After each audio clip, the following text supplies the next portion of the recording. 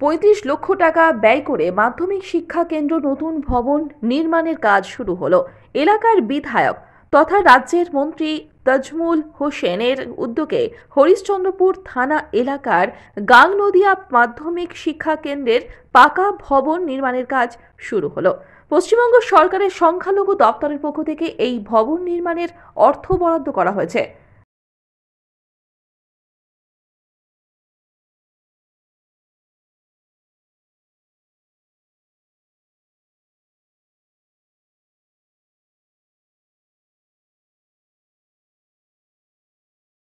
মন্ত্রী তাজমুল হোসেন জানান, এলাকার শিক্ষা বিস্তারে এই মাধ্যমিক শিক্ষা কেন্দ্র দীর্ঘদিন ধরে কাজ করে আসছে।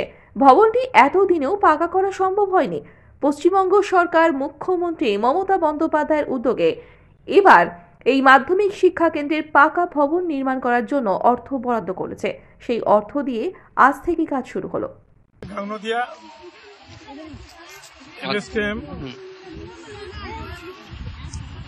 যে স্কুল ছিল সেই স্কুলের প্রায় ৩৫ লক্ষ টাকা ব্যয়ে 3টা হলরুম হবে, 3টা স্কুল রুম হবে। তার জন্য আমরা আজকে উদ্বোধন করতে এসেছি। এটা আমাদের সংখ্যালঘু দপ্তর থেকে হয়েছে।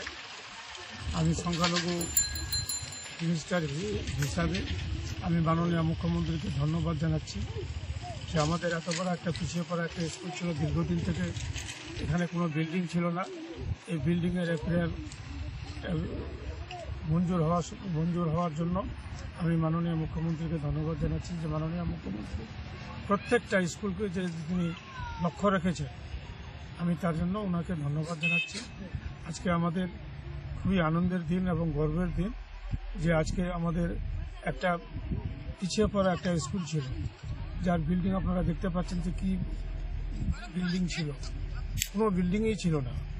আজকে মাননীয় মুখ্যমন্ত্রী 25 লক্ষ টাকা ব্যয়ে এই 3টা রুম যে হবে, আমি তাকে ধন্যবাদ জানাচ্ছি এবং আমি এই স্কুলের সমস্ত মাস্টারকে এবং উপস্থিত যারা যে আছেন তাদের প্রত্যেককে ধন্যবাদ জানাচ্ছি। এটা বিল্ডিং হওয়াতে আমরা যতটা জন্মের পর একটা শিশু আনন্দ পায় তার থেকে বেশি আমরা আনন্দিত।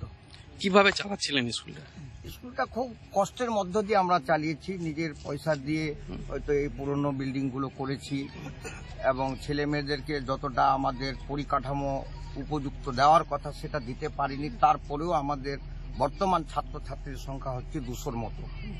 এটা যে আমরা ধরে রাখতে পেরেছি, শিক্ষাটাকে আমরা উন্নত জায়গায় নিয়ে যেতে পেরেছি বিনা পরিকাঠামোতে, এর জন্য আমরা খুব ধন্য মনে করছি নিজেকে। মালদহ থেকে দেবু সিনহা রিপোর্ট, আনন্দ বার্তা।